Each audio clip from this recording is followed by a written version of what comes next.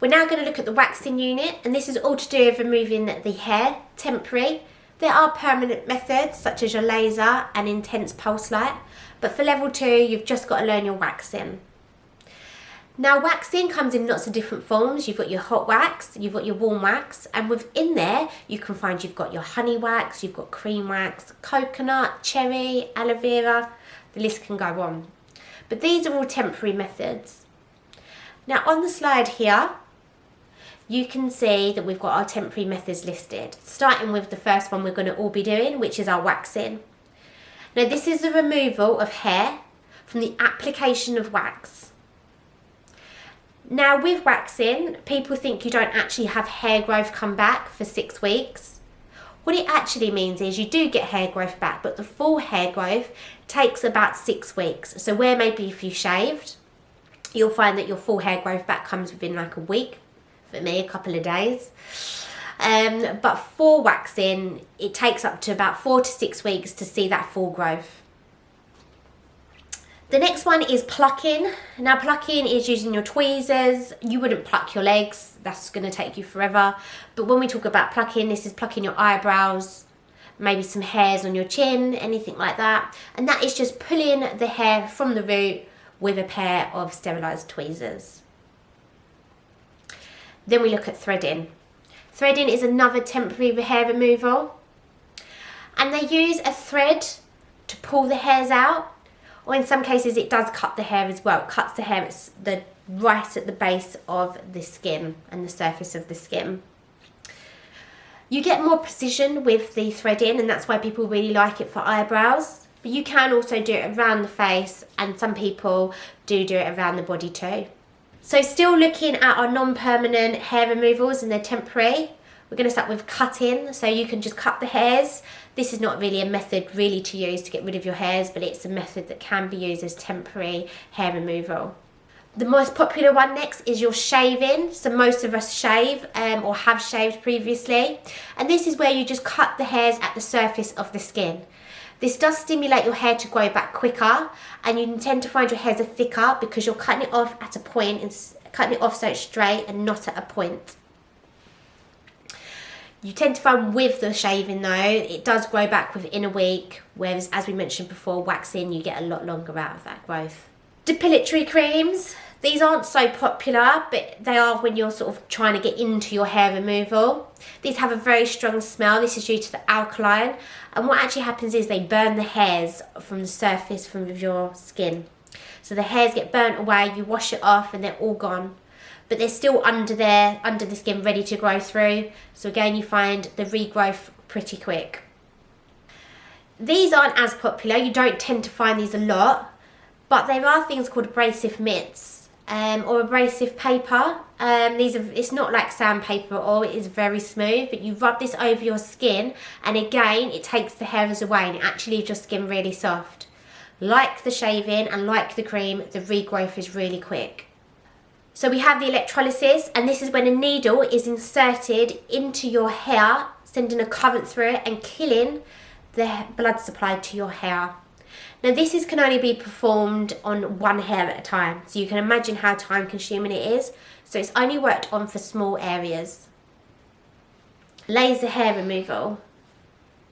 This has become really popular, especially for people like myself with dark hair. And what they do, they use wavelengths that travel down through your hair and try and kill your papilla, your blood supply. Now this doesn't always happen straight away, and that's why you need more than one treatment. And what it does, it zaps the papilla, so eventually the hair supply is no longer getting the nutrients and vitamins for it to grow. It uses your melanin, so you need to have some melanin in your hair, and you still got melanin when you have blonde hair, but it uses that to be able to travel through your hair into the skin. Intense pulse light, also known as IPL, they use wavelengths very similar to laser. However, they have more bursts of wavelengths. And you tend to find, again, with IPL is that you do need a repeated session for this, so it doesn't just happen on the first session. You need to come back, and with laser and IPL you need to shave the hairs. You cannot complete a wax with that and then go and get IPL, because the hair needs to be attached to the papilla for it to be able to kill it and zap it. Hair growth during this time does come back, so although you do need to go back for more treatments, as the hair does grow it comes back thinner and more sparse. So I mentioned at the beginning of the unit, but in this slide here we've just bullet pointed some of the different types of wax you've got. Now depending on your client will depend on the type of wax. If they have more sensitive skin, I would definitely stay away from any perfumed or fragranced wax, although we do associate aloe vera with sensitive wax. I'd probably say with the cream and honey, they don't have anything in them and they're quite nice on the skin. You might also find that in your career you'll use gel. You've got gel waxes, you've got cold waxes. You can also use strip sugaring waxes. So like with anything, there are some disadvantages. Now the disadvantages to warm wax is it can leave you sticky. It can leave residue even after you've checked with the wax strip and then applied the after wax lotion. You're more likely to remove skin and bruise clients with improper removal of the wax strip with warm wax. It can also be quite a messy treatment, so you can find the wax on the floor, around the wax pot, so you've got to be super careful when using this type of wax. Hot wax. Now this is slightly hotter than the warm wax, reaching up to 55 degrees Celsius. You're going to be applying this a lot thicker because you don't actually use a strip to remove this type of wax, it's actually the wax itself. I personally use tabs, and this is something that maybe your tutors could show you during your practical sessions, but it's not an essential. So with advantages to hot wax is that it is less painful, people say, due to the heat. And what the hot wax does, it wraps around the hair. So when you're removing it, it's a lot less painful. Hot wax also is really good for thicker hairs. So especially around your underarms and bikini area, this wax is more suitable around there. The disadvantages to hot wax is that it is slower because you have to wait for the wax to dry and harden. It can cause a little bit of pain when you're trying to get the flicking to allow the removal of the wax, and that's why I use tabs. Hot wax, you are using a lot more wax, so it's less cost effective. And it can take some time to build your confidence up with hot wax. It is a little bit of a harder application and removal. There are different types of hot wax, and one of them you might have heard of is Lycon. So Lycon is a type of hot wax, but where the wax you use in college will be attached to your skin and your hair, so it's applied. With something like Lycon, you apply an oil, so the hot wax is only applied to the hair, and this makes it less painful. With Lycon though, you do need to go for a separate course for that.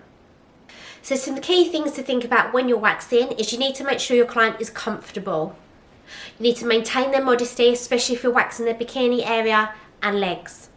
Always check the temperature of the wax prior applying to your client, and you would always do this on your wrist. It's the thinnest part of your skin, so you really feel the temperature. And this ensures that you're not going to be burning your client.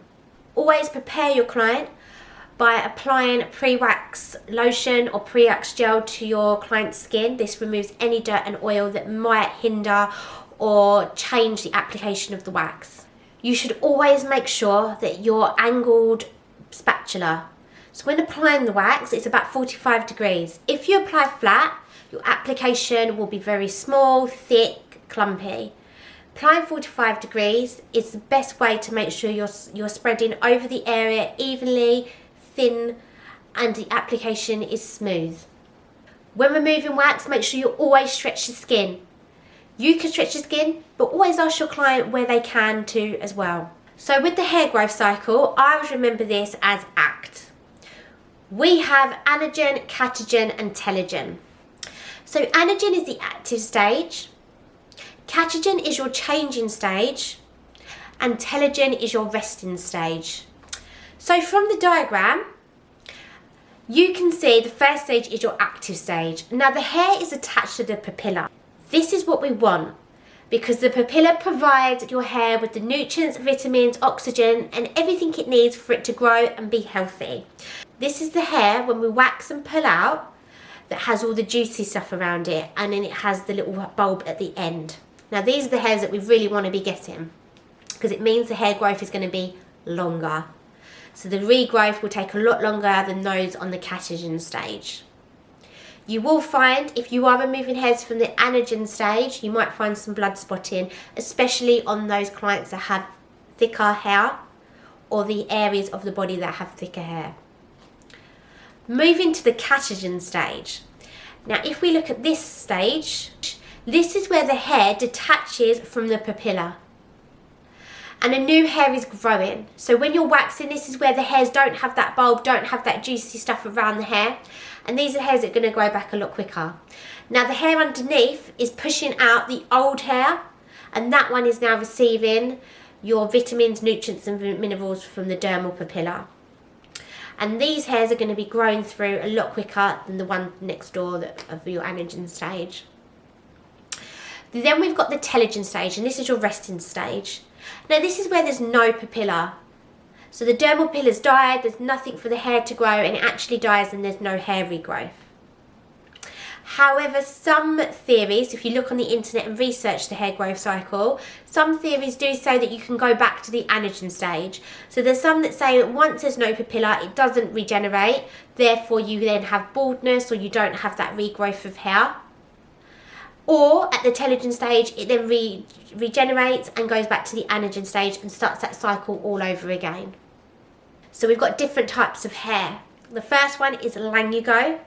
Now Langugo is found prior birth. Sometimes children and babies are born with Langugo hair on their back and it falls out. These are normally unpigmented. These are fine, soft, downy hairs. So vellus hair, these are found around the body. So these are your finer hairs. These are found in maybe your arm, on your face. So, again, can be unpigmented. If you're like me, I do have some hairs as well that are pigmented around my face, but generally they don't have a pigment to them. Then we're going to move on to terminal hair. Now these are your thick hairs. These have a medulla, and the medulla is the bit in the middle of your hair, and it's the core that has all the pigment in it. Now these hairs are found on the top of your head, your eyebrows, your underarms and your bikini. So I just mentioned the word medulla, and as you can see, this is the centre of the hair. The medulla contains soft keratin, and you only find this in coarse hair. We then got the cortex. This is the main part of the hair, and they're elongated cells that have layers. These layers are where they're closely packed in, and you can find pigment within this part of the hair, where also you find your hard keratin too. The cuticle, found on the outside of the hair. These act as a protective layer, so imagine like your ozone layer. And these are made up of hard keratin cells as well, which overlap each other. So you can see from the diagram the layers of the hair. And like I just mentioned, the medulla being in the middle, the cortex being the main part of the hair, and the cuticle on the outside of the protective layer.